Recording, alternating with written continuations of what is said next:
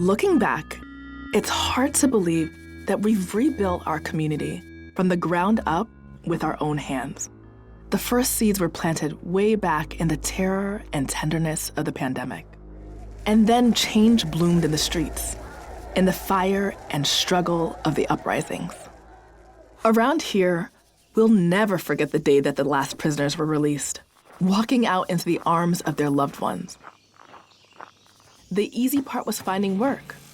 The Community Care Corps was always looking for people in those days, whether for universal family care, burying border walls, or green new public housing, going up one pod at a time. Yup, it was a good time for busy hands. Funny, thinking back to the first wave of the pandemic, that's what you really remember. Hands. Washing, scrubbing, disinfecting, washing again. Picturing each other's hands. All the hands that had touched whatever we were touching. The hands that packed the box, that picked the tomato, that planted the seed. The hands that stroked the brow, that said goodbye. The hands were us. All of us. That web of hand-to-hand, breath-to-breath relationships was a reminder. We are all entangled, making each other sick, keeping each other alive. That was just one of the lessons of COVID-19. It started in the first great pause, when the smog cleared and the rich fled the cities, when poverty dropped its disguise and racist inequality drew the map of the disease. As the roar of the traffic faded, we arose to birdsong and ambulance sirens. The virus showed us what was truly essential. And we learned again and again that so many of us doing essential work were being treated as sacrificial. From nursing homes to detention facilities, meatpacking plants and fulfillment centers, the virus exposed the cruelty of these warehouses of efficiency and profit. Then, things got worse. In 2023, super droughts led to mega floods. Locusts carved a path across continents and hyper typhoons drove millions from their homes. COVID-23 raced through storm shelters and refugee camps. Supplies ran out again. Meanwhile, dinosaurs roamed the halls of power, bellowing that more sacrifice was needed. But every time they cranked up that rusty old machine called economic growth, the cloud of sickness and death grew. And we couldn't breathe. Couldn't breathe from the asthma in our polluted communities, from the smoke of those fires. We couldn't breathe with a knee on our necks, in the clouds of tear gas as we shouted, "Black Lives Matter." And that is how the virus changed everything. We finally understood that we couldn't keep patching up the same broken systems. We had to build something new. What was needed was a spark. That spark was us. After months of organizing, the viral rent strike was like a starting gun. Then came the essential workers' strike. Delivery drivers, street cleaners, and farm workers got together and said, "Enough." This time, people didn't just clap from their balconies. We flooded into the streets to join together. One of the leaders was Luciela, a young food courier.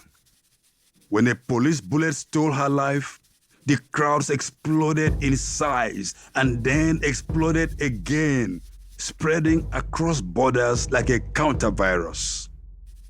The sparks look different in every country as the wildfire strikes leapt across borders. Economies ground to a halt, this time blockaded by workers. We lost too many young heroes as states brought out the iron fist, but it was no match for the raised fist of solidarity. Soon, authoritarian rulers started to topple like statues. and new governments were suddenly nervous about ignoring the streets. We joined hands and pushed further, launching the years of repair. The first step was rebuilding the economy around the core of essential work: food and farming, care for young and old, public health. Not to mention the essential labour of the more than human world, the winged pollinators, the leafy oxygen makers. The Full Employment Act made the new priorities clear, and there was a wave of new worker cooperatives in everything from mental health support to public art and tree planting. Many bosses were made redundant. Our information ecology needed tending too, and so we built a digital commons, vaccinated it against surveillance, and built up our herd immunity to disinformation. Fossil fuels were running on fumes by that point, so we harnessed their final profits to clean up their messes. Whatever we could, we did outdoors. School, theatre, celebrating. At first because it was safer, then because we realised it made us happier. Nobody talked about missing shopping. Anyway, the right to repair movement meant that a lot of stuff got fixed rather than thrown away and replaced. With life moving at a slower pace, we finally had time to look back. And we began the most important repair of all: repairing relationships. In colonial countries like the US, Canada, Australia, and the UK, those were hard conversations. But truth and reparations commissions helped some of us face the truth about the violent conquests of the past and how they shaped our world. That guided where we repaired and how. It turned out that once we fully funded schools and housing and healthcare, we didn't need those bloated budgets for policing, prisons, and war. And ultimately, the flow of money on planet Earth had to be reversed. So the North finally started paying its debts, and the South finally stopped. Around here, the Land Back program began the historic process of returning some of the stolen land to indigenous jurisdiction. In the process, we remembered how taking care of the earth lays the ground for taking care of each other. Within just a few years, we could see the bottom of the river again, and it was safe to drink and fish in its waters. Things aren't perfect, of course. Between mutating viruses and our warming world, there's always new storms headed our way.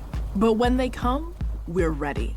With our networks of nurses and neighbors, our small farms and big forests, our systems of care and repair.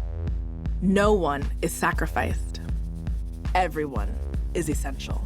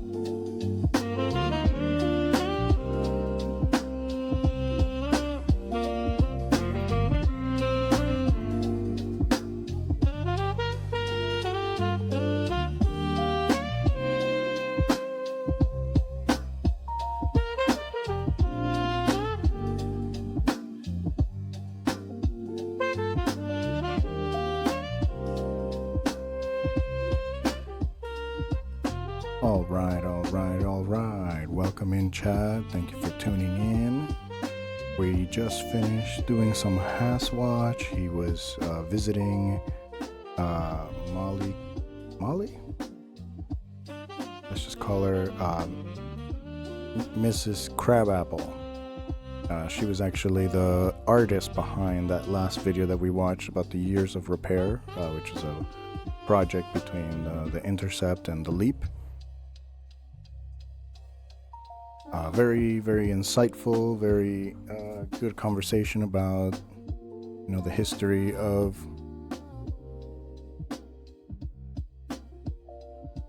Zionism and how it differs from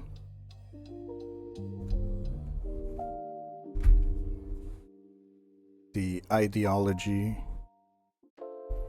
or rather how it differs from the theology of Judaism.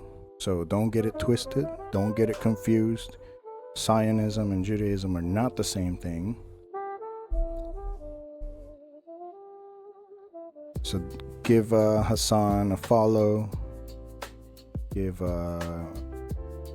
Miss Crabapple, check out her new book. And now we're gonna go and get right into the Texas primary runoffs.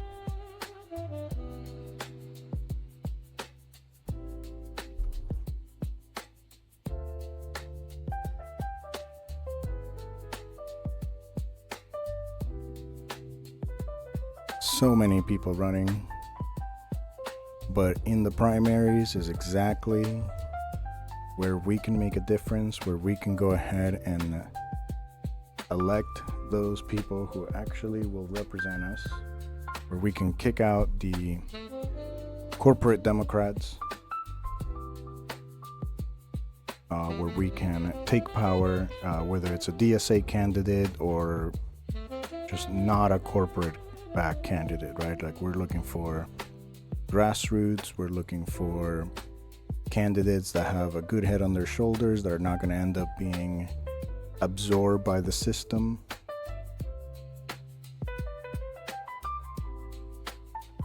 So we're going to go ahead and get started with U.S. House. So the federal candidates, Texas District 1, we have Dax Alexander and Yolanda Prince.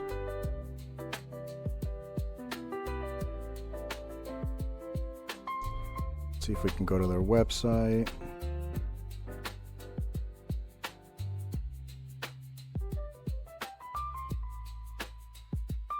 Let's take a look at the issues, or let's see what the landing page shows. Okay, let's create a better East Texas together. Bringing passion and progress to public service. To reclaim the Democratic Party as the party of the working class. Dax's campaign is about putting real people first, not corporations. No culture wars, not political theater. From fair wages to public education, from affordable health care. Okay, a lot of these are still... Yeah. So he's got some of the verbiage in there, but it's even though he said no political theater, this fair wages is political theater. Affordable health care is political theater.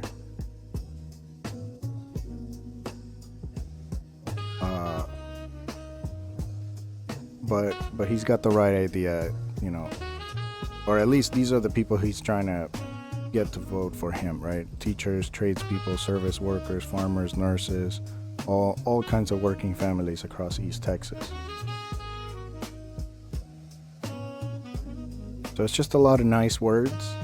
So let's go look at the issues, because already he's failing my progressive test, because he's calling it affordable healthcare instead of Medicare for all. So rural healthcare. Healthcare is a human right, not a luxury. So supports expanding Medicaid, capping prescription drug prices, And we are in Texas, so of course not every single progressive candidate is going to be they're not going to have the same exact, word by word platforms that a candidate in California or a candidate in New York would have. So this is probably the closest, the closest you get to. See, the goal is affordable universal health care, right? So universal health care, good. The affordable part is one of those words that is not, I guess affordable is better than accessible, right? Having access to healthcare, that's different than affordable. So it's still better, a little bit better, right? For every Texan, no matter their zip code. Okay, so he's got healthcare, education, public dollars belong in public schools. Obviously, progressive would oppose the voucher schemes that provide public dollars to private schools. And economic opportunity. We deserve a fair shot to thrive. So, yes, supports policy that grow good-paying jobs, strengthening small and rural business, keep wealth circulating locally. He believes in fair wages, worker protections, investments in infrastructure, broadband, and workforce training so families can build stable futures right where they live. All right, and then immigration, secure borders. Again, we're in Texas, so this is trying to get those centrists and the right-wingers, in a way. Humane solutions. So obviously, I don't see anything in here about a path to citizenship or, anything against ICE. So that's a red flag right there.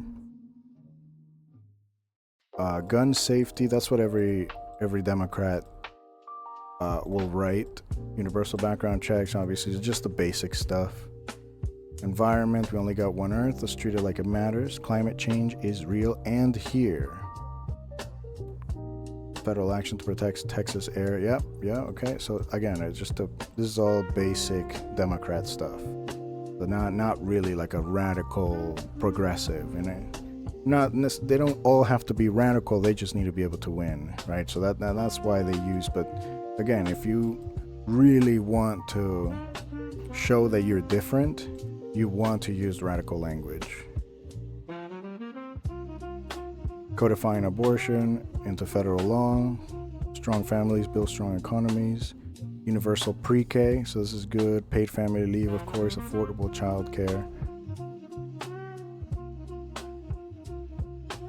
Yep. Families shouldn't have to choose between making a living and raising their children. And then last but not least, Congress should be a check on power, not a rubber stamp. So Dax believes elected officials work for the people, not party leaders or billionaires. So he'll fight for transparency, real constituent engagement, and bold leadership rooted in listening and not lecturing. I mean, I'm not hearing anything about we need to put the right wing behind jail for all the crimes that they have committed. Okay. All right. He probably gets like a 7 out of 10 from me. Let's take a look at Yolanda. Oh no, she does not have a website.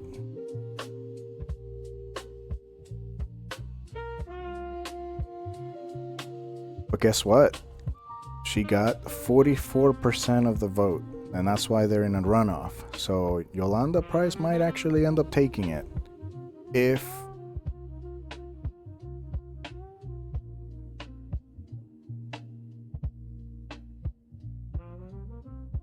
everything goes well. So it looks here that she's got a bachelor's from Stephen F. Austin University and a graduate degree from University of Texas at Arlington. Instagram, Facebook. I'm not going to click on any of those.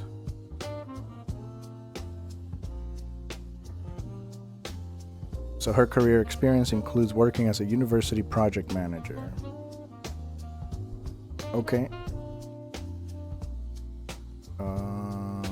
No website, so that could probably mean these are all personal. What does it say here? Campaign.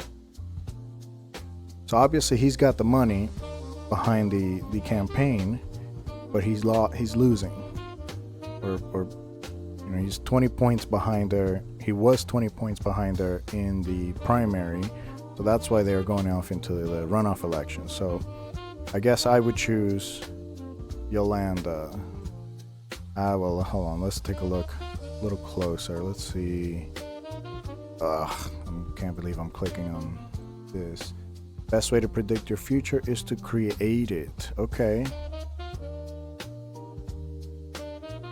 Open forum. Ooh, are there videos of this?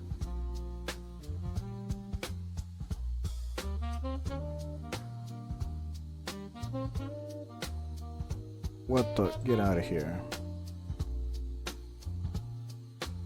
This is what I don't like.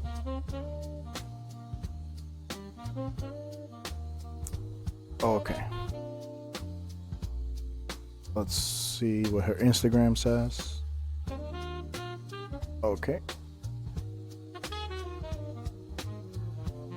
Alright, I'm not gonna click on any anymore. It does not seem like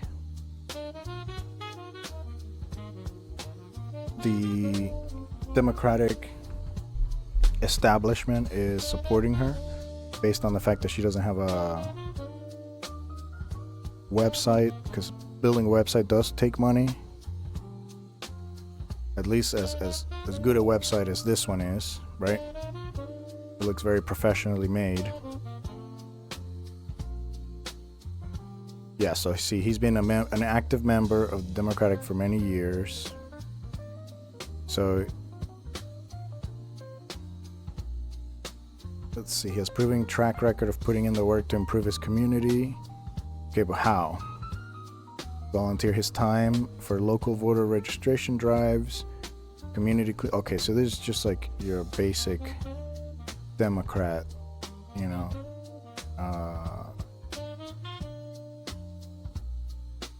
Supports Telerico, so that's kind of a red flag a little bit. Fostering culture of inclusive empowerment.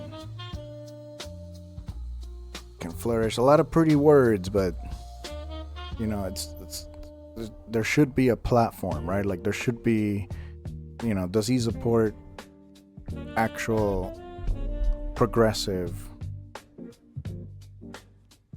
Volunteer, donate, yeah, no, in a shop.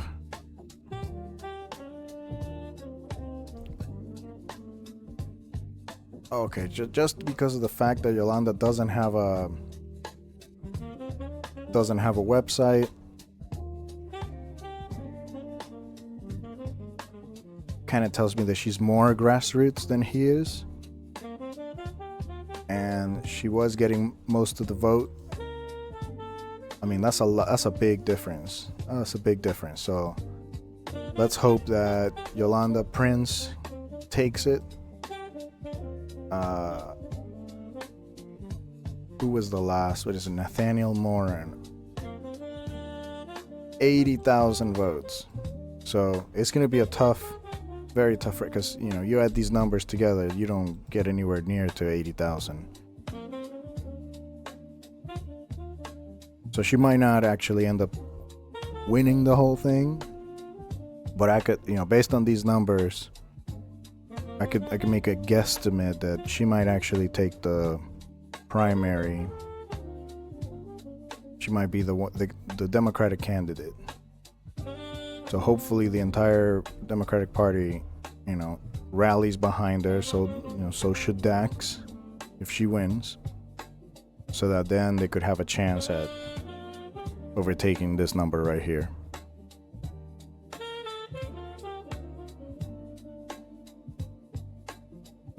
All right, next. U.S. House, Texas, District 5. Oh, I already know this one. Between Chelsea Hockett and Ruth Torres is going to be Chelsea Hockett.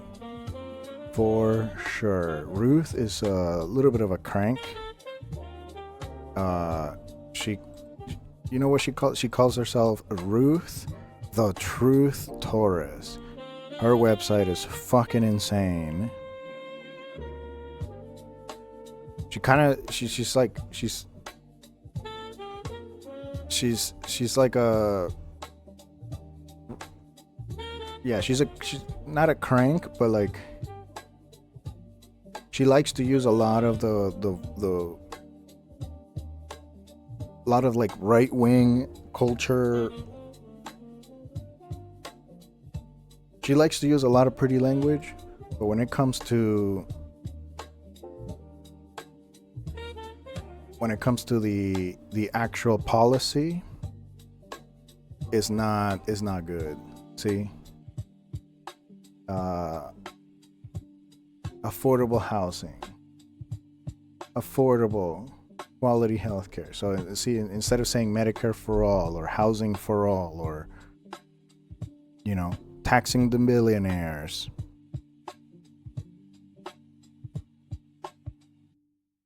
yeah, no, just this part right here is the red flag for me.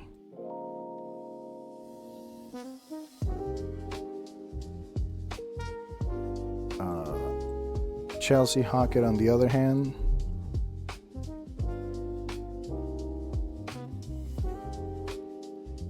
union, hardworking family, quality healthcare. Okay, no, wait, let's go to her issues. Yep, really. This is how you start off, right? Not a civil war, because there isn't a civil war. That's the lie that the right wing wants you to believe. The right wing really wants to split us up. So already prosecute the perpetrators, right? Whether they're the perpetrators of the Epstein files, right? Or insider trading, get billionaire money out of politics. Enact Medicare for all. See, tie the minimum wage to the cost of living, starting with a 25 minimum wage. See, this is how you put your campaign. This is how you put your platform, right? One adult living alone needs at least $21 an hour. You gotta put digits to your words. You can't just have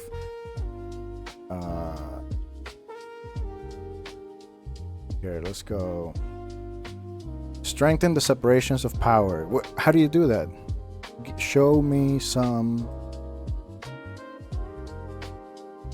actual platform. Show me the bills that you would support. Show me the resolutions you would put forward, the laws you would put forward, right? But no war or military action unless responsive to clear and immediate provocation. Girl, get out of here. You are not talking about any truth. No privatization of government agencies. No days off or pay during shutdowns. I mean, this is for the people in power, right? Like the Congress people. 4-year terms. See, bang stock. Okay, so again, a lot of like basic baby Democrat shit. At least she's got this one on there. And gerrymandering, For the People Act. Let's see, single payer system. Yep, that's the red flag right there.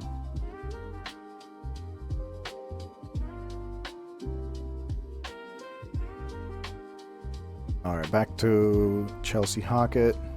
Repeal vouchers, right? Increasing funding for public schools. Increase teacher pay. Fully fund public services, recreation centers, national parks. Build more public transit.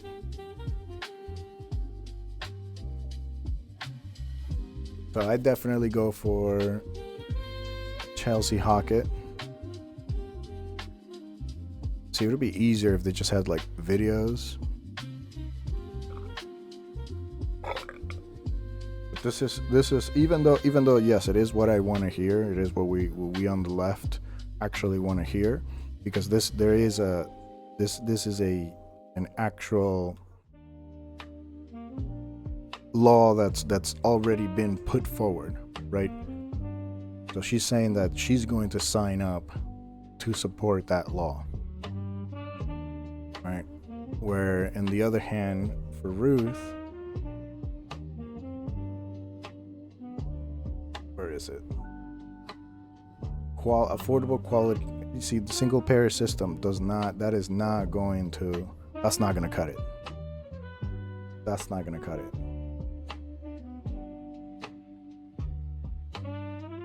So let's see how they both did. See, Chelsea Hockett with 18,000 votes. So this one's way closer than the last one, which is why they're going into the runoff.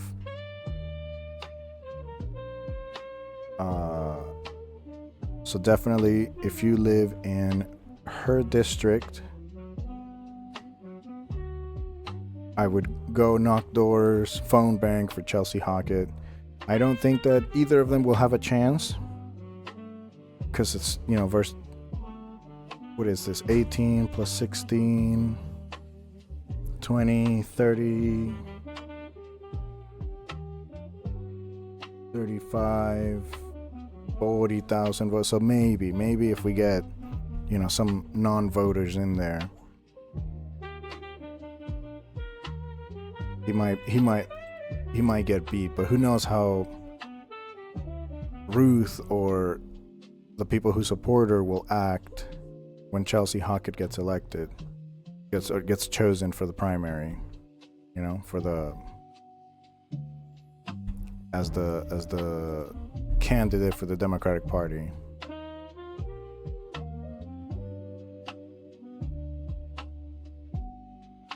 Texas Women's University. Her career experience is working in restaurants, for airlines, stay-at-home parent. She has been affiliated with the Kaufman County Democratic Party.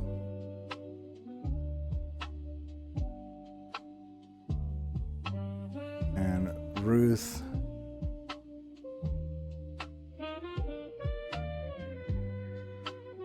Mountain View in Dallas, Torres, a bachelor's administration, Dallas Baptist, and a master's degree in international human resources from Florida International University. So CEO for the HR, so CEO. We don't want more CEOs to have the levers of power. We need working people, right? Working people like Chelsea Hockett. All right, moving on to Texas District 14. We got Thurman Bill Barty and Richard Davis. So, lifelong resident of Port Arthur, Texas, year in the high school diploma. Okay, Barty studied political science at A&M University, earned a bachelor's degree from Lamar University. Okay, mortuary science, licensed funeral director and embalmer. His career experience working as a funeral director, okay, a teacher, and a pastor. He was elected the first African American Justice of the Peace for Precinct 8. And in 2019, he was elected mayor of Port Arthur and served 2 terms. So he's got some experience. Let's take a look at his campaign. Okay, he's got a video. Oh, but I can't hear him. Going to be May 26, 2026. Early voting for the primary runoff is May 18th through the 22nd. And I am asking you to consider Thurman Bill Barty as your candidate for a congressional district. Okay, voting starts May 18th through the 22nd. I know it is the 24th because election day is in 2 days. Your thoughts on affordability. These high. Okay. Needs of the people by lived experience. So his beliefs are shaped by his lived experience, community conversations, and a commitment to practical solutions. job training. Okay, so he's not saying anything about the minimum wage. Education, I support investment in teachers. Clear pathway to success for every child.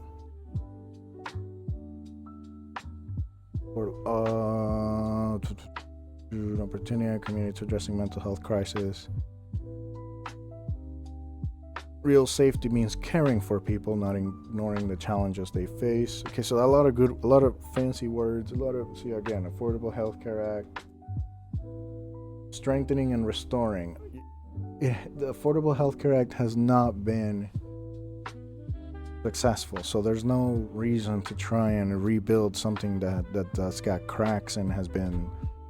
So we need to start from scratch with Medicare for all. Okay, at least he's good on immigration. President has failed the American people, hasn't been updated since the 90s. 7 billion dealing with mass deportations, resulted in major uproars in our cities, and it has led to the loss of human life.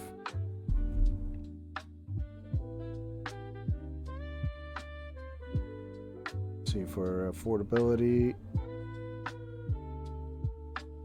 we need policy that will roll back tariffs, which have raised prices, clearing barriers to build more affordable housing. Okay.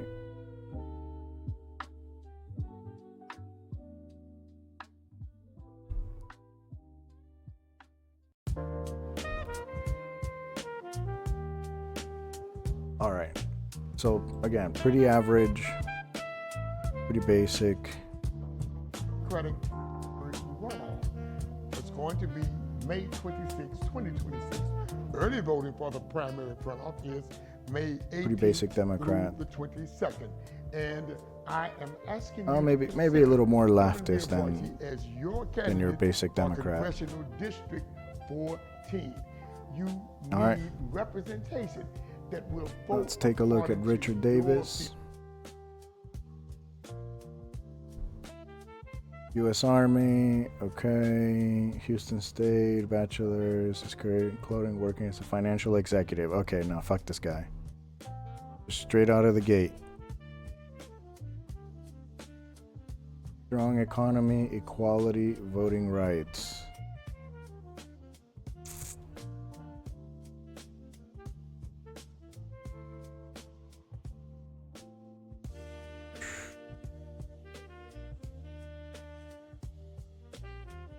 Policies all the way in the back. About press releases, motherfucker, policies go in the front. Diversity. True equality still requires work. So fair housing, equitable education funding. Addressing historical inequities, targeted investment in underserved communities. The right to vote is sacred. Voting weekend, that means restoring Voting Rights Act. Making election day more accessible. So why not make it a holiday, man?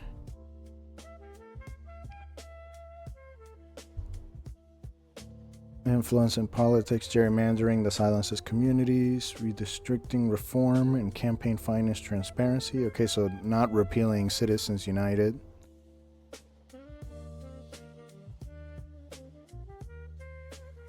Okay, so he starts with racial justice, goes down to voting, then reproductive rights. Okay.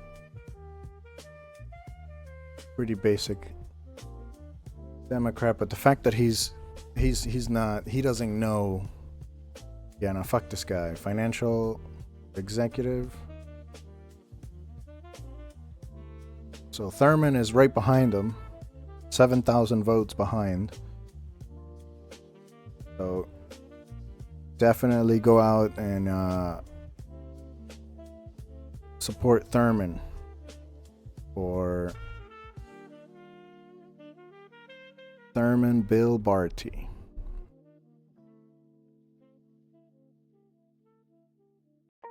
Yeah, he may have a chance. 7,000, because look, there's 12,000 from Konstantinos. So there's a chance there. We can get at least 60%. of Constantino's votes. But we'll see. We'll see. That's why you got to get out there and support. You got to hit those phones. And give Thurman a chance, fighting chance. I don't know if 22, 15, that's 37, 49. 49 versus 58. So it's going to be tough. It's going to be tough for them to win. I mean, again, it's Texas, right? There's the Republicans here vote way more. So can Thurman motivate the couch voters is the real question, right?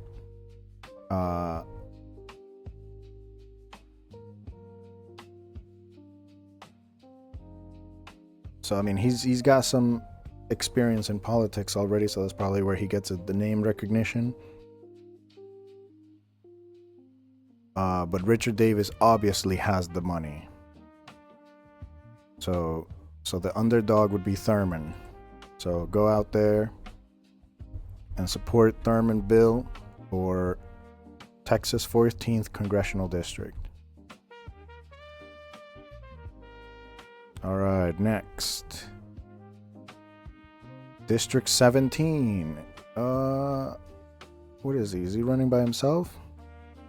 What is this? How is this a primary runoff? Who is he running off against? Casey Shepard. Oh wait, Jamila Flores, sorry. Jamila Flores is leading, and just, you know, it could just be the picture, but you know, when I see like a professional headshot like this, that just tells me money. You know, look, School of Law, attorney. So usually the Democratic Party will go for, oh no, she withdrew even though she was winning. Jamila, why'd you do that for? What happened, Jamila? Apparently private. Uh-oh. Okay, well, I guess birthplace, Seattle.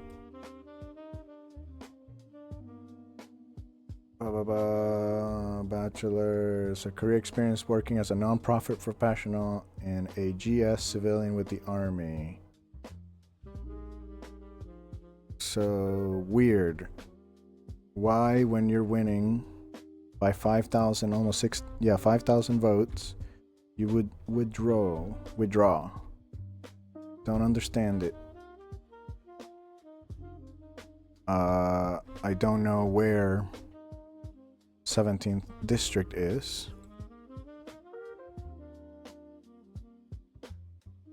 Fucking Pete Sessions.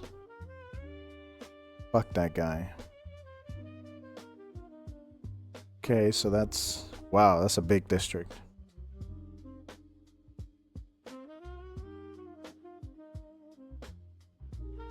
Texas voluntarily redrew its congressional map. No, they didn't. Trump told them to. What the fuck? Towards Republican, according to 5 Democrats towards Republicans. Well, never withdraw, all right? Stay in the fight, especially when you got numbers like that. You're winning by 5,000. Oh shit. Damn, I need to open a new tab is what it is, because now I lost my... Okay, well, so 46,000, 20, 35, 46. Okay, so maybe Casey Shepard might have a chance. He might have a chance. Oh, I'm doing the math and the total vote count is at the bottom. I'm such an idiot. So, this may be this just may be. Casey Shepard might have a chance to beat Pete Sessions. But we'll talk about that later. After the runoff is over and we're headed into the general. So good luck to Casey.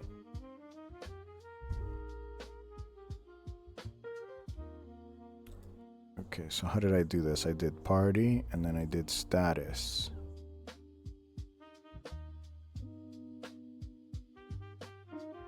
Okay, there we go. All right, moving on. District 18. We got Al Green versus Christian Menefee. Who the fuck? I've heard of Al Green before.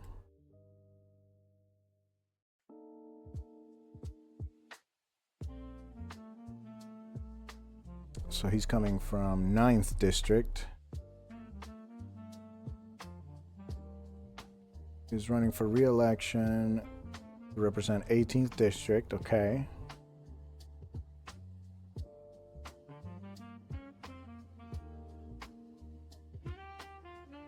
Tuskegee Institute of Technology. He got a JD, worked private practice prior to serving as Justice of the Peace for Harris County from 1977 through 2004.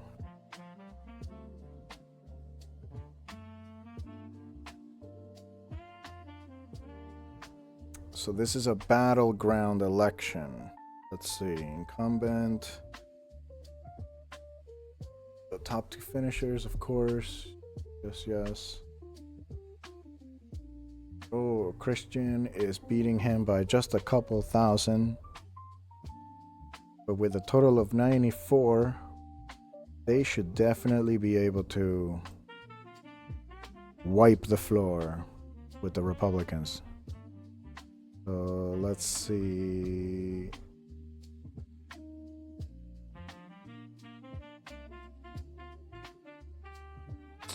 There's gotta be. Okay, here we go. Website.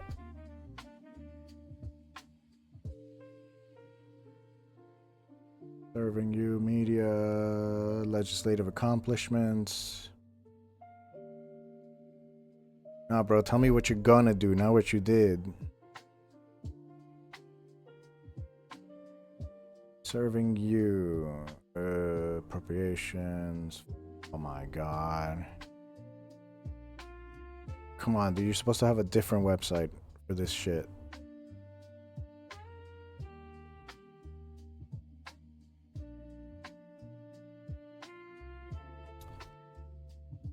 Okay. Okay. Conscience all the way at the end. What the hell is this?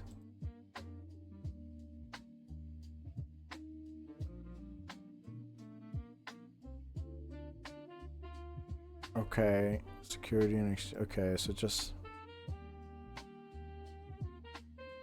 alright. Not where you're supposed to promise shit, man.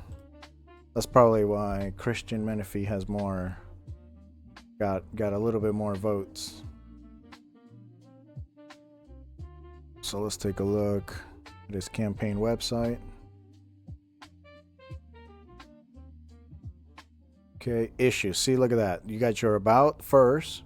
People want to know about you, and then they want to know what the fuck you're about.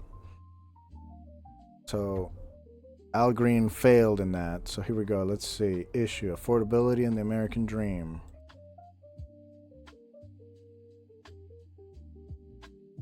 Raise the federal minimum wage to $15 an hour.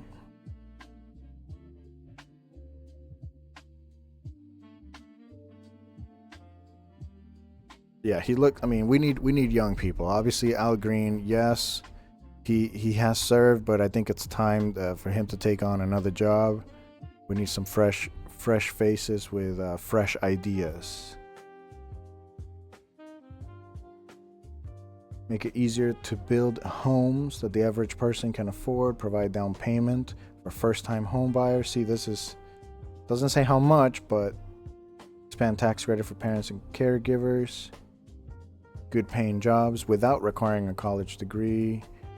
Yep, wipe medical debt off, credit reports. Well, I mean, you should also work on just wiping the whole thing off. Eliminate student loan debt. Yep, college free for all.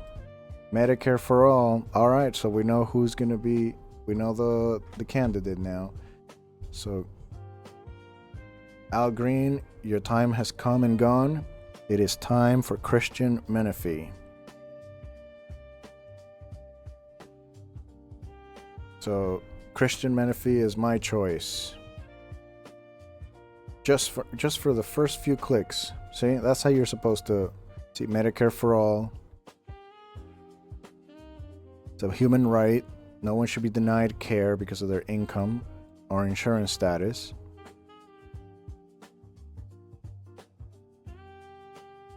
Yep. TRICARE. Love TRICARE. It's how Medicare for all would eventually work. And you first got to start by strengthening Medicaid a bit, yeah. But the end goal would be Medicare for all. To fixing our broken immigration system.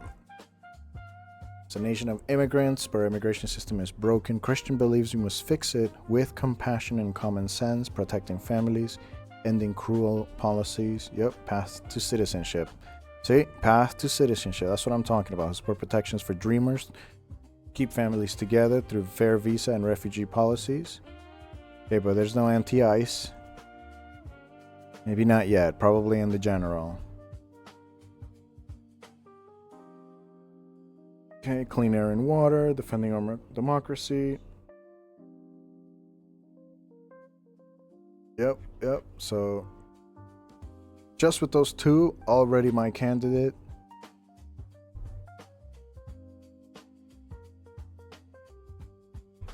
So he's the choice. Christian Menifee.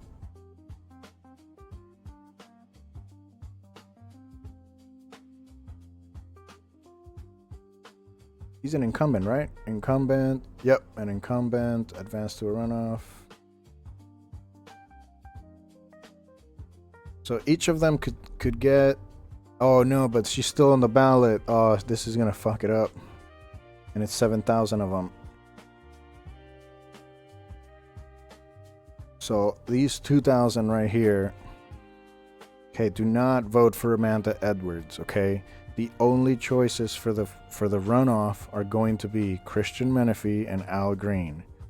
Not Amanda Edwards. She withdrew.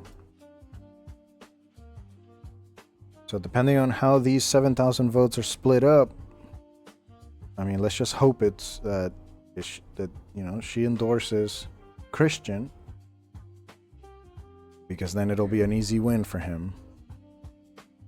And then, of course, to keep, look at that, only 8,000 votes total for the Republicans. So it would be, if Christian passes this in 2 days, it'll be it'll basically be the winner. So again, Texas 18th Congressional District.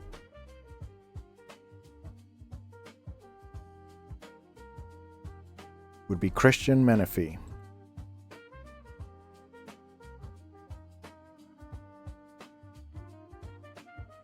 All right, District 24.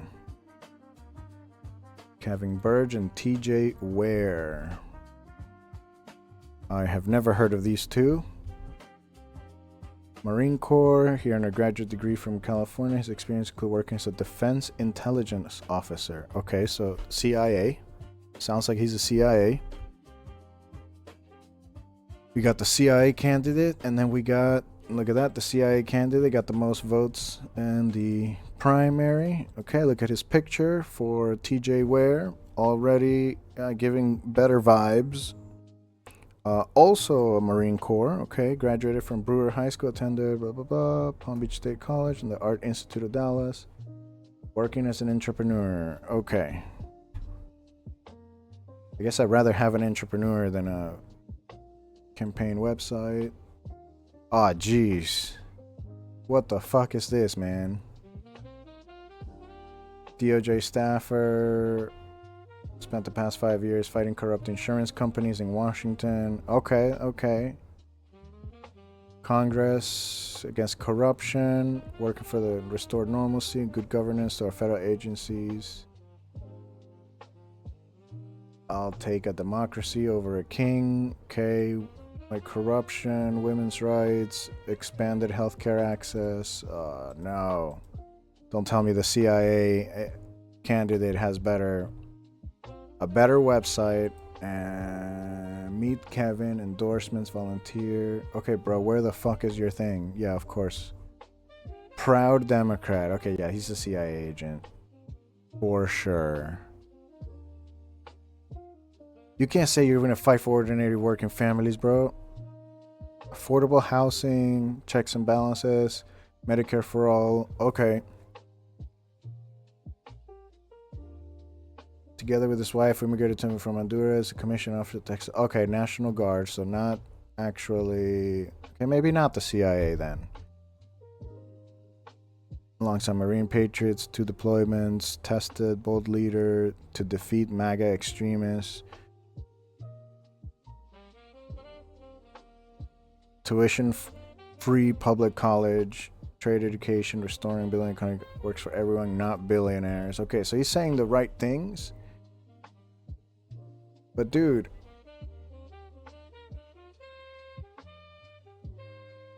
okay, that's just a fucking long ass story. Tell me about what you stand for. Ugh. Tell me what you are going to do. He doesn't come from a wealthy power family. You've had to work for humble Los Alamos, New Mexico, trailer, nothing's more important, family, 9/11. Oh, the car because I believe in fighting for our values. Yeah, what values are those? Okay. Charge critical supply operations, my fellow Marines. I don't know. Is he like Graham Plattner? I don't know. Let me. What? He's gonna make me look for videos. The fuck is his YouTube page?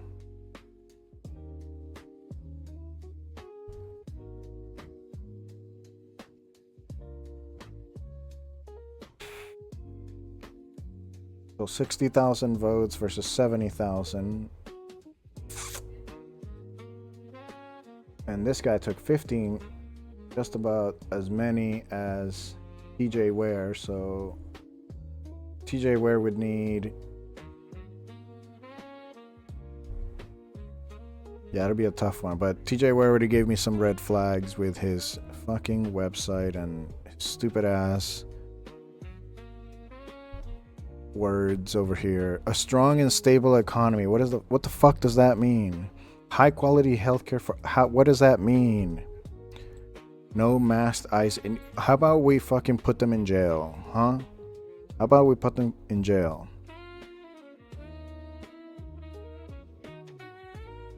Affordable housing. So you put that in all caps all the way at the end.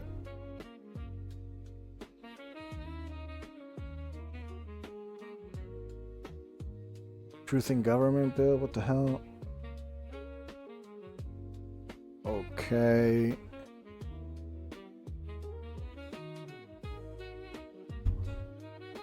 Policy. At least he's got proposed legislation. Minimum wage increases.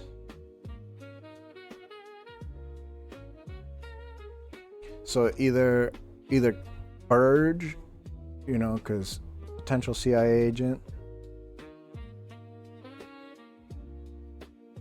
Okay, let's see where he woke up. Let's see. Being in around powerful Oval Office, saying good morning to both press secretary path in the hall, or joke, or you came to celebrate being introduced, press and bye shit.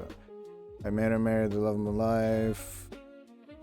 Use an expansive immigration process. Okay, so that's what that was the point where he realized, oh, we need to do something better. Beautiful son, not long ago, I found my father. Trump supporter because he didn't live in a country where he'd be proud anymore, and only Trump could save it. It awakened in me a deep sadness. Everything we fought for, everything we built, all the progress the country made in jeopardy. And Trump is proving my fears to be true on a daily basis. Our values are under attack. It's time for bold action to restore faith in America. Again, more words, but no policies. I mean, he doesn't even have a policy page. The only policy he has is in the front. So either he's like in tune, because probably his wife is kind of giving him some clues. I don't know. This is a tough one. 2 Campaign Finance Reform Act, Congressional Anti-Stock, Work Permits, Guest Workers,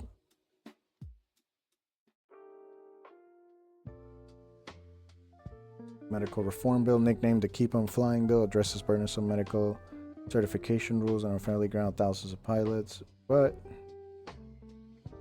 FAA, okay.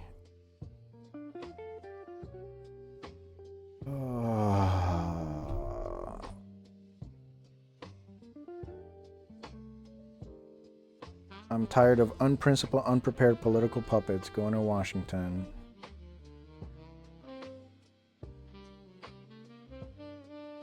I mean, at least he has a issues page, for proposed legislation. Let's see what he's against. Gaslighting the American people, revisionist history, unauthorized military action, pay-to-play politics, extreme deregulation, corporate tax break, eugenics and pseudoscientific social control, abortion bans, rapid dismantling of civil institutions via courts and bureaucracy, ICE raids on non-criminals, violations of the Hatch Act, unlimited presidential powers. I mean, he's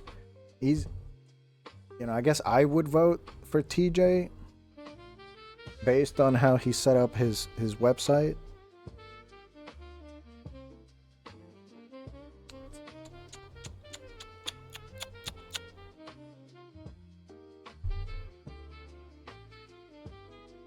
I don't know. I mean, of course, he's gonna win. I mean, he's got the unions behind him, and Stonewall Democrats, and young Democrats from Tarrant County. So he's saying the right thing, but someone forgot to tell him how to fucking build a proper website. Right after Meet Kevin, before endorsements, you're supposed to put your issues, your platform, right? Even though this website looks terrible, it's saying the right things, somewhat. I mean, it's easy to be against all of this. Every Democrat should be against all of this, right? But he supports access and affordability. No, access is the red flag. Affordability is kind of like a yellow flag. It should be Medicare for all. It should be a $20 minimum wage. And then tie it to inflation. Tie it to the cost of living. Smart Medicaid expansion and health access. See this? Nah. You gotta say, where do you put it? Seeing started with affordable housing, Medicare for all. So that's what makes him the progressive favorite. So I mean, he's gonna win. Burge is gonna win. You can see it in the numbers. So hopefully he'll run a smarter campaign against Beth. I saw her once outside of a polling place, telling people to vote for her. So obviously there's no one checking on these motherfuckers when they're fucking lying and cheating. So hopefully Kevin will take her out, but we'll see. We'll see. Between Kevin and TJ, I guess Kevin Burge for District 24. Oh, dude, you could have, I don't know, something about that picture. Or I guess his smile is kind of, I don't know. But good luck to him. Why is he squinting so hard? Alright, next. District 33. Julie Johnson versus Colin Allred. That's funny. Didn't Colin already have this? So, I can already tell you Julie Johnson's going to be the choice for me. I guess I have to trust AOC because AOC endorsed her. Her ads suck ass, which is probably why Colin is beating her by 6,000 votes. So let's hope. See, I wish it would have been Sijan. Sijan was the proper progressive, right? But he has no name recognition. Nobody knows about him, right? Colin already had this an incumbent. They're both. Are they both incumbents? This is definitely a battleground election, right?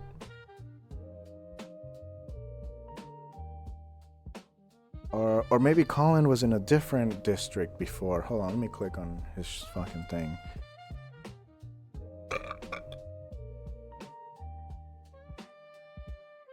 Yeah, that's what I thought. Yeah. Okay, he was in District 32.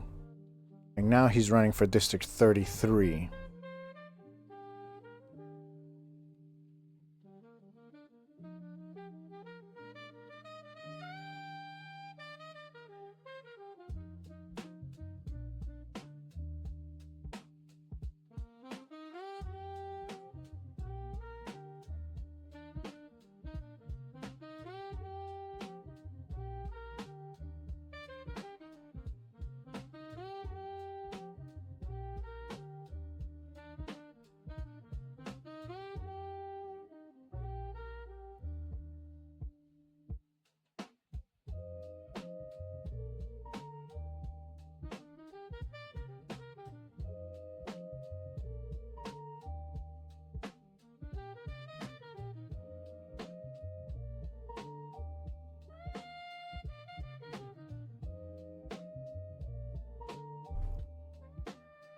All right, let's look at their websites. Obviously, these are incumbents. These two have money up the wazoo. Oh wait, that's her official. No, I need the campaign website. Girl, people know you already. Okay, what she's done, voting issues. Issue should be first on your campaign.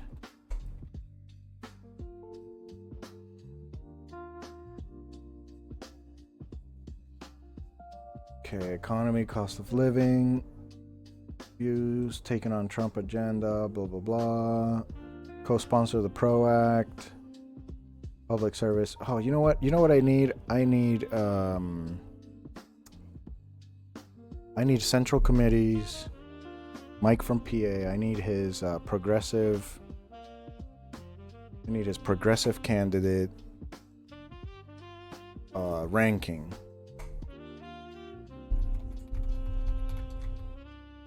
Sorry, not progressive. The oh yeah. The progressive candidate rankings.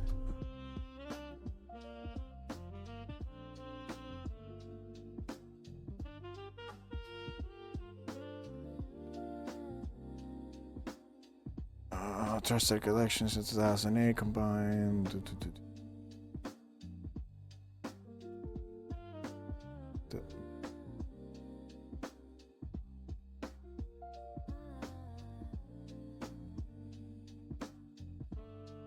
Damn, I had saved it somewhere.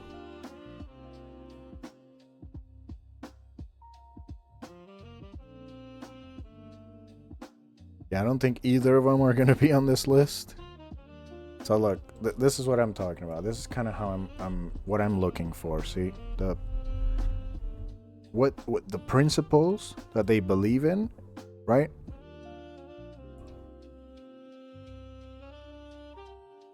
They should match what the general population believes. And most of these subjects are all 60% approved by the public whenever they are asked in polls, right?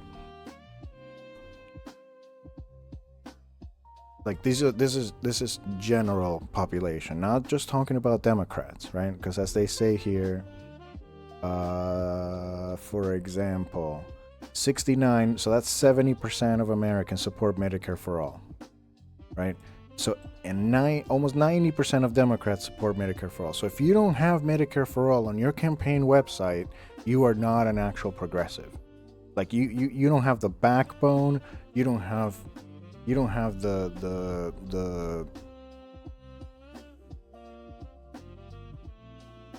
I can't find the word right now, but you don't really believe it if you're not willing to put it down. See what I'm saying? Especially when 70% of Americans support it, right? And if you're a Democrat, then it should be even easier to write Medicare for all, right? Not affordable or accessible. Like, people have been asked this question. Medicare for all has been a policy that's been put up for vote, right? So if you don't write Medicare for all, gone. You're not a progressive. You're just fucking playing around. You're not serious, right?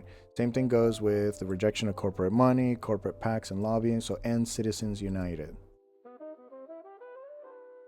Recognition of genocides happening around the world, especially Palestine. This is 61% of Americans, not Democrats. It's 77% of Democrats. So it should be even easier for you to be able to say that you do not support the genocide that Israel is currently committing, right? Taxing the wealthy and corporations, 79% of it. That's an 80-20 issue. 80-20 issue. So if you don't say that you're going to tax the billionaires out of existence, then you don't really believe in taxing the billionaires and taxing the wealthy and the corporations, right?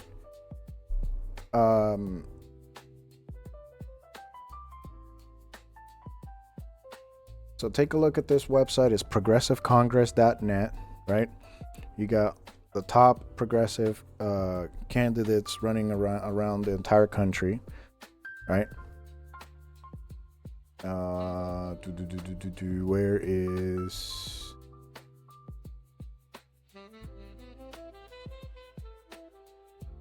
Alaska, Alabama? Okay. For example, primary winner, Chris Rapp, right? Cory Bush, Donovan McKinney, Graham Plattner, May Vang, Brandy Villegas, Melad Quiros, Greg Casar, Oliver Larkin, Audrey Denny, Julie Gonzalez, Abdul El Sayed, Saika Chakrabarty, Bob Brooks, Nate Bluin, right? Like, these are progressives. Dr. Adam Hamawi, Daria Lisa Avila Chevalier, Christopher Auja, Brad Lander, Angela Gonzalez Torres, Frederick Haynes III. See? Winner. Right? Claire Valdez, Jerome Whalen, Justin J. Pearson, Sparky Mitra, Charles Booker, Angelica Dueñas, Hartzel Gray, Karishma Manzoor, Dr. Aisha Wahab, William Lawrence, Maria Lana Kinter, Salam Bati, Ashley Bell, winner, Musab Ali. Right? So in here, you don't see, well, these are some honorable mentions. Let's see. I'm going to control find Julie. John. Nope. So let me just type John Johnson.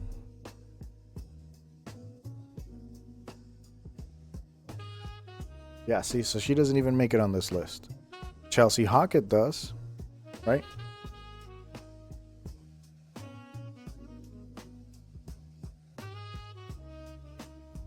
I said James Tallarico's it's a red flag, but only because of what Mike from PA said about who he hired into his campaign for the general, which is someone that is not a progressive. Oh, Maureen Galindo.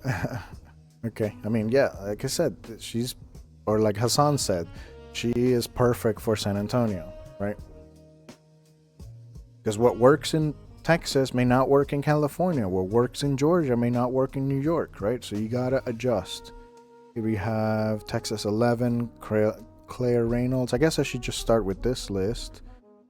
First, let's look at Texas.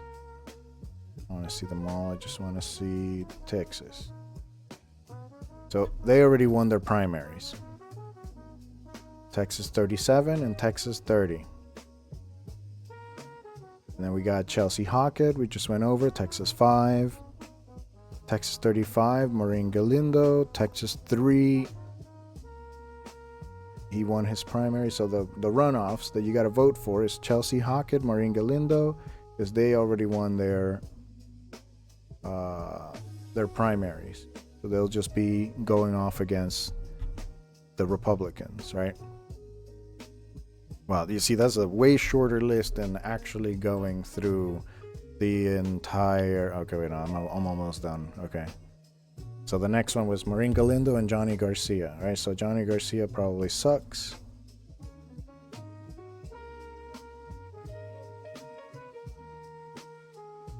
They're neck and neck. They're neck and neck. But look at this. There's 23,000 votes that will need to be split up between them two. So that's why I think this one is not considered a battleground, but it should be because of how close the races were.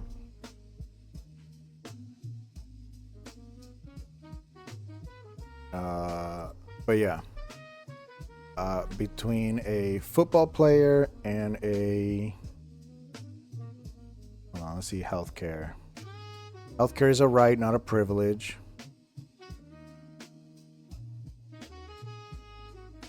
Patient Access to Autoimmune Treatments Act.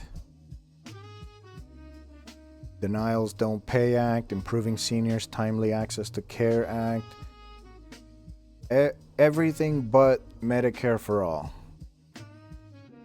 Okay, she has co-sponsored Medicare for All. Okay, so she has. All right.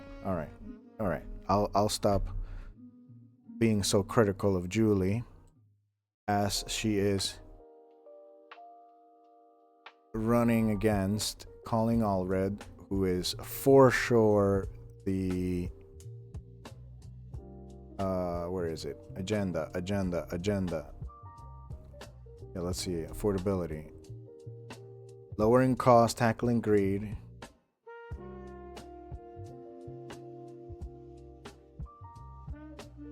Record cutting costs. But did he co-sponsor Medicare for All?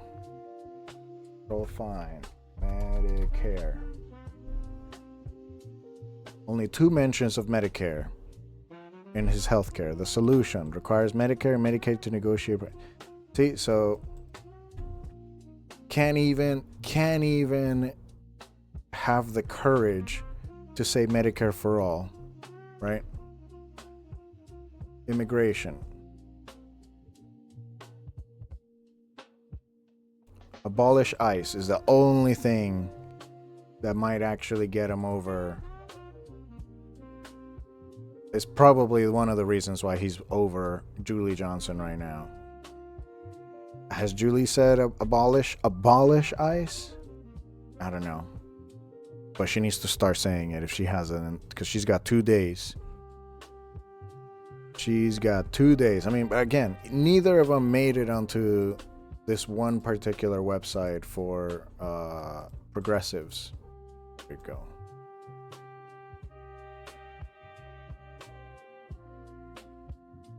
Shit. Did it again. Party.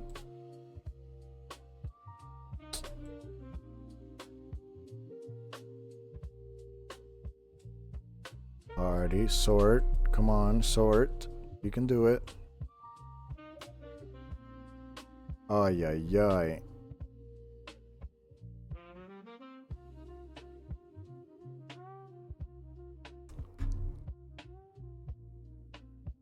Reopen, close tab. Reopen, close tab. Reopen, close tab. Reopen, close tab.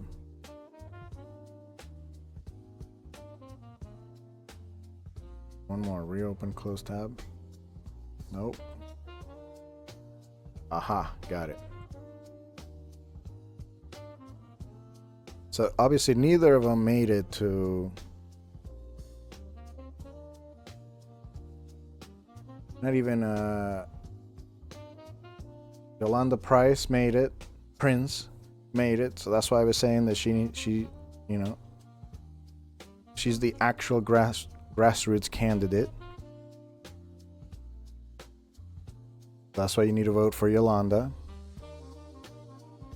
Rodriguez, she won her primary, okay. Primary winner, okay. So we got a lot of primary winners, right? Progressives you may never have heard of. These candidates score 80 or higher on our progressive rubric and have no more than 2 endorsements from the organizations we track, are not incumbents, and are running in districts not overshadowed by another progressive candidate with 4 or more endorsements. There might be more than one highly progressive candidate in a district, which means you have an embarrassment of riches to choose from. You have an I've never heard that phrase before. You'll want to consider other factors in your decision. Oh yeah, what's their methodology? FEC filings. Secretary of State's find candidates running for Congress to the combination are and human evaluation. We score each candidate on the progressive rubric above.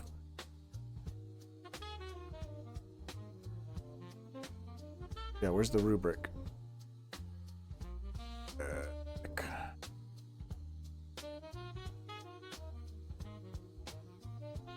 Oh, I can make this bigger.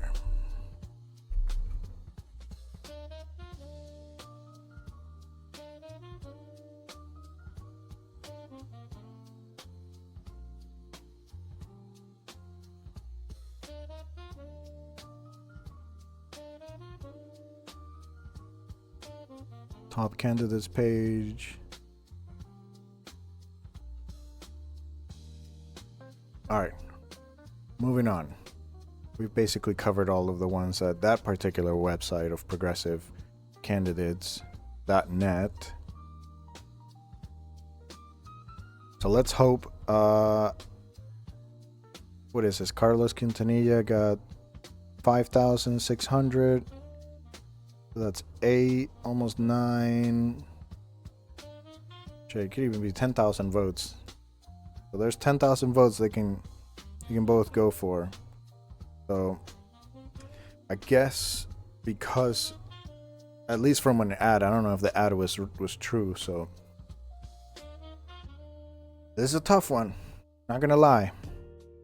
You know, it just do your research, look into them.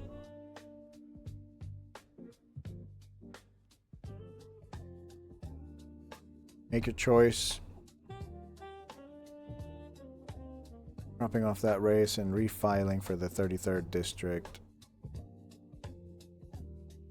Why is... Oh yeah, there's info because it's a battleground. Right. Alred was elected to represent the earlier version.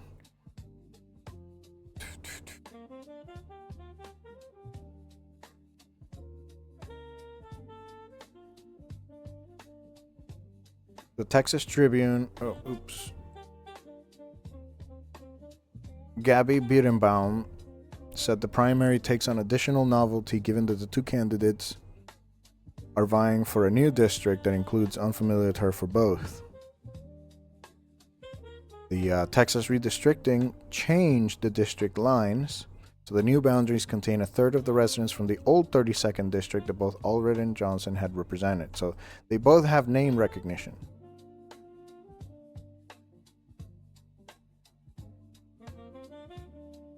Fight for people who are often overlooked.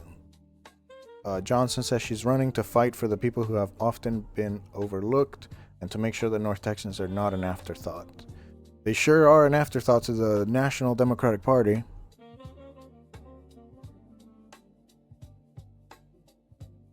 Some people thought this race would be decided outright in the primary. Instead, we forced a runoff with a candidate with a statewide name recognition and significant financial advantage. That says something important. Voters are looking closely and they're making up their own minds about our records.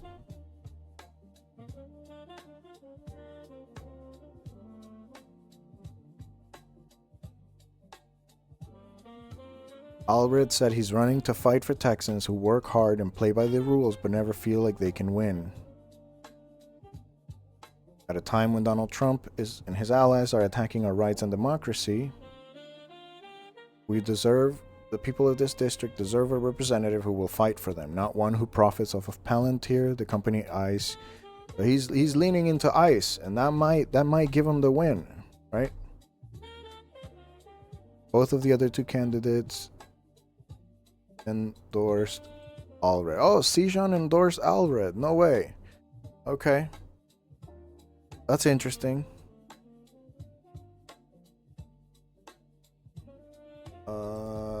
Shit, I keep clicking on that by accident.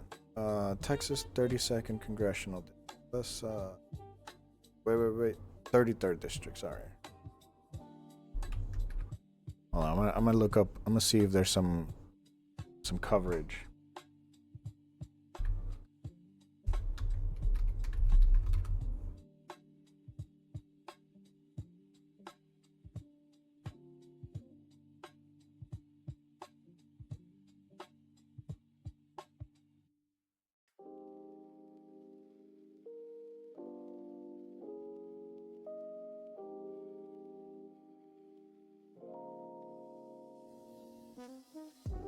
All right, here we go. Texas Tribune. We'll start with the Texas Tribune.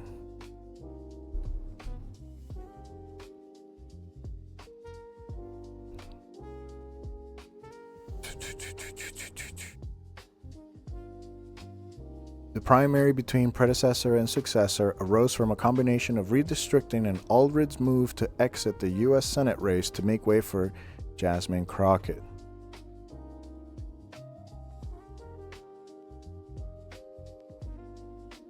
Which she lost, right? Yeah, she lost. Well, because she was, yeah. Because he was also vying for the Senate race, he left so that Jasmine could have a better chance, but she was defeated by Tallarico.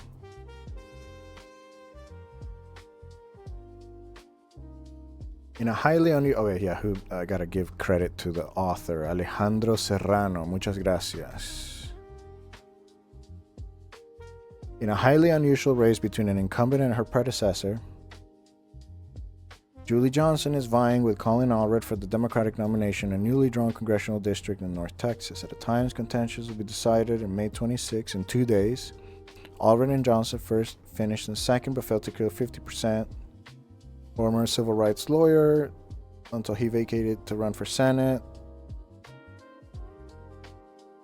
So he vacated his seat in the 32nd Congressional District. Wait, who's in the 32nd?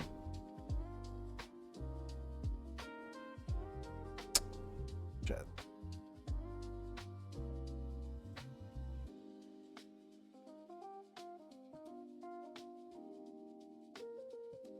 Did we look at it? Oh yeah, Wait.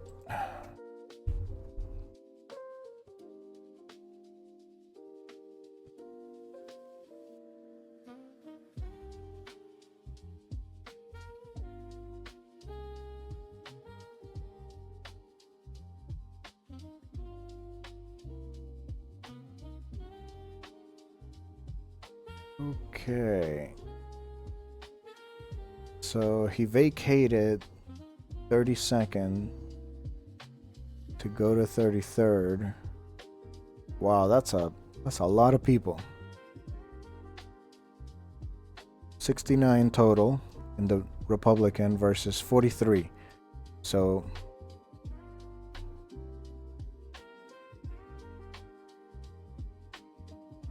Dan, good luck, Dan.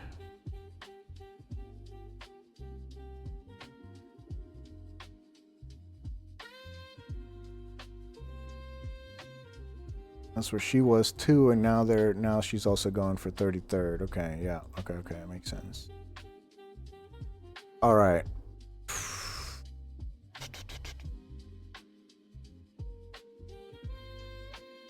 Yeah, in 2024, right? Yeah, okay. He left it, and she replaced him. However, last year, the Republicans edited that district to heavily favor the GOP, as you see in these numbers right here, 69,000 for Republicans.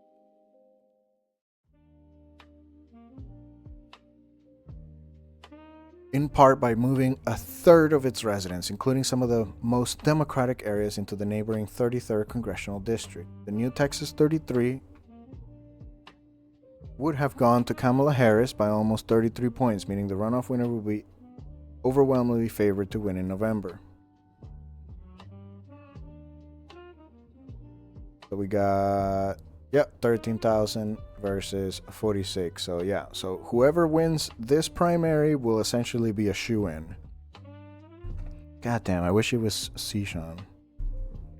Maybe next time.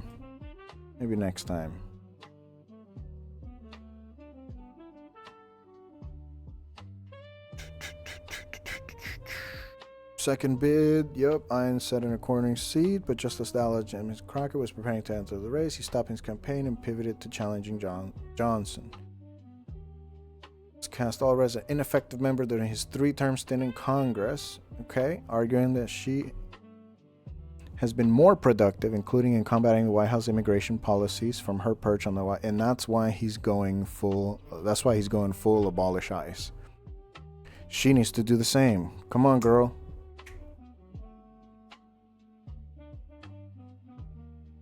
Meanwhile, Allred has knocked in a federal government contractor. Oh shit, she's in Palantir? God damn. Why are you investing in Palantir, woman? What is wrong with you? Okay, then that pack that did that ad has definitely lied about. He finished nearly 11 points. Yeah, I saw an ad. Let me see if I can find it.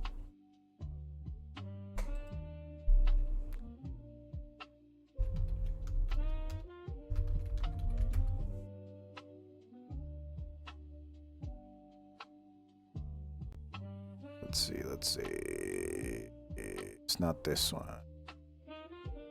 But you know what? Might as well.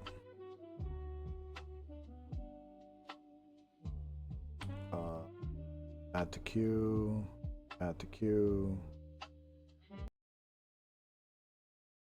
Queue.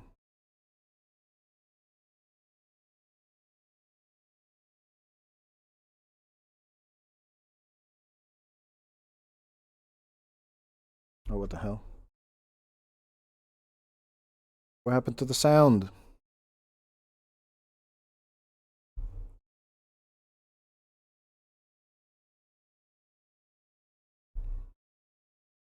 What happened to the sound? Oh, that's what happened to the sound.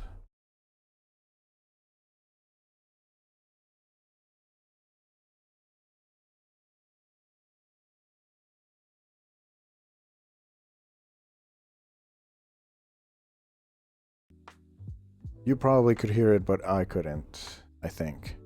Let me see. Let me check on my mixer.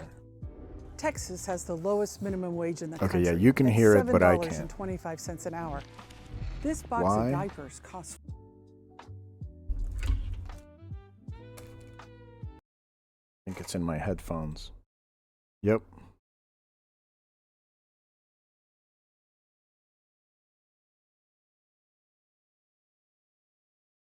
Julie Johnson, and I've co-sponsored legislation to raise your wages and lower your grocery prices so that your hard-earned money can fill up this cart.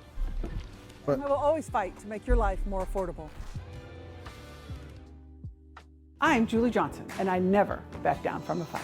In Congress, I've taken on corruption, and I've pushed back when those in power cross the line. I don't know what's happening with my speaker, but... Oh, you can't even hear this ad. Okay. Yeah, this is a big no-no right here. Palantir Technologies.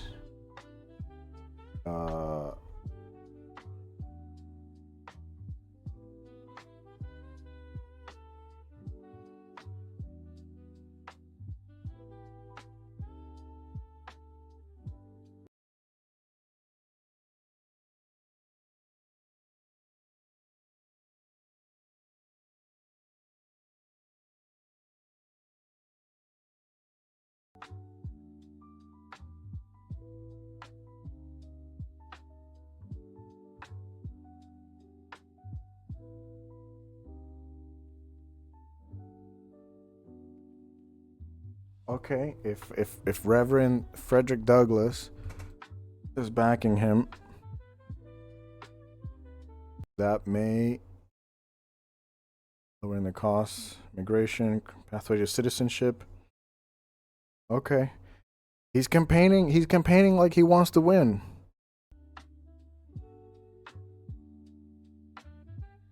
American-Israeli Public Affairs. APAC. Okay. Julie Johnson, get the fuck out of here. Just okay. Palantir and APAC. Those are already two giant red flags.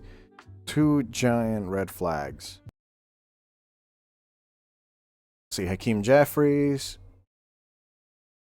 Tallarico, another reason why I was saying a red flag. See, okay, so that they lie. Oh my god, I need to find that fucking ad. I need to find that fucking ad now, because that ad is claiming that AOC is endorsing Julie Johnson, and that's a fucking lie. That's a fucking lie.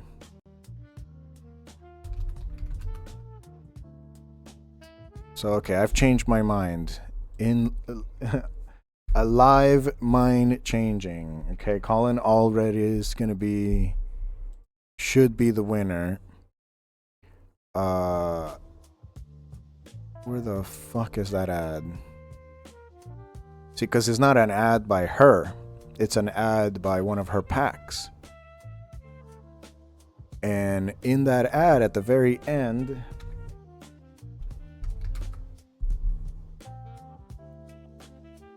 it's been playing on TV.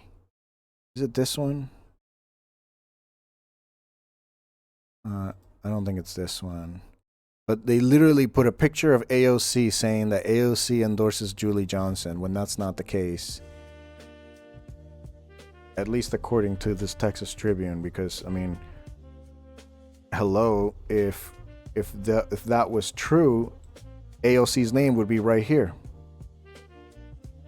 See, if the House Democratic leader Hakeem Jeffries is supporting her, that means that AOC is not supporting her.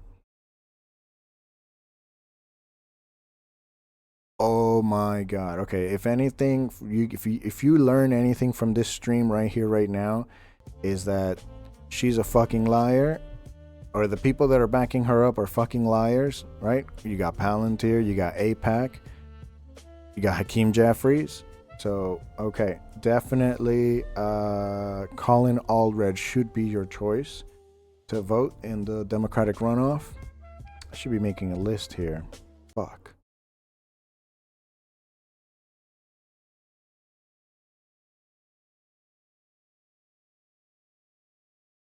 Yeah, it's not this ad. Yeah. Wow, that's how they get you. You know what I'm saying? Just a PAC put some bullshit up in an ad in the last second of an ad. All right, we're gonna move on to CBS News.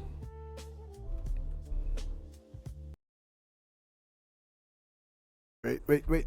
Sound. What's happening with my sound?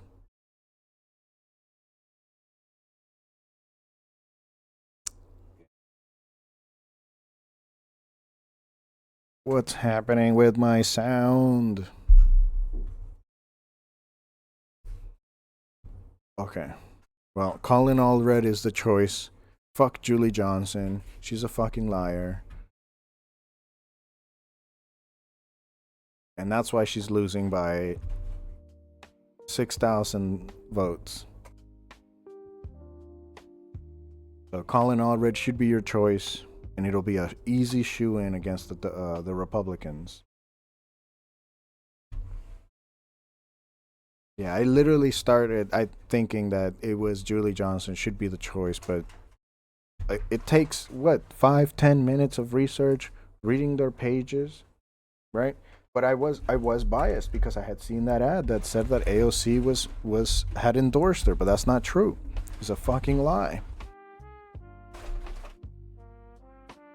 So even if you think the ad is legitimate, even if you think the ad is honest, please look into them or come into the stream and learn it as I learn it. I want to show you. If you see that ad, it's at the very end. It shows a picture of AOC saying that she's endorsing her, and that's the lie. That's how they fake to be a progressive, right? So it makes sense, right? Because like the real progressive position is to abolish ICE, and she is actively invested in Palantir. That's a huge red flag, right? Not just not just that, but also the fact that AIPAC has given her $55,000, and she should have not accepted those $55,000. But because she did, that's how you know she's a fucking liar.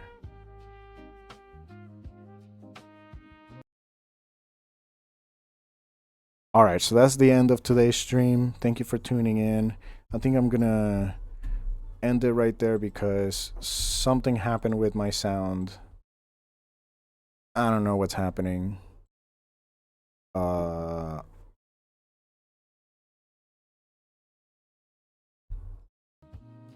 would my audio? Okay, you know what? I'm gonna finish off with some music. Come on, JBL. There we go.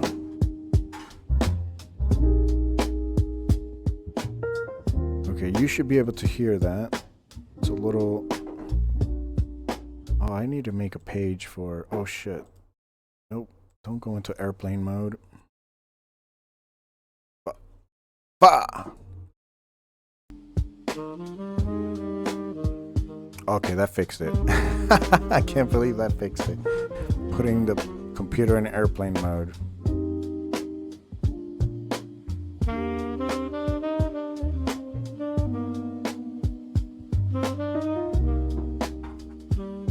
So that was the federal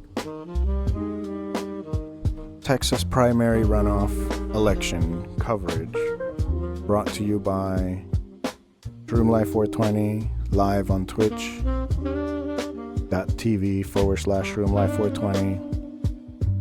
Come back tomorrow, and I will be covering the state elections for the Texas primary runoff. And if we have time, maybe on election day, on Tuesday, I'll cover the very, very local politics for Texas. So like and share. I'm trying to get to 42 followers. And, you know, hit one in the chat if you learned something today. Like that Julie Johnson and her people are fucking liars. So vote for Colin Allred. Take your family, take your friends, take your neighbors to the voting booth.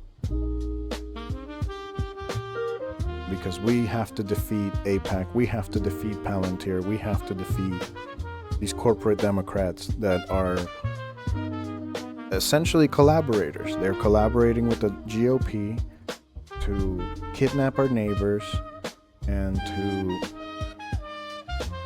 take away our healthcare, take away our public transit, take away the roof over our heads and the food from our mouths.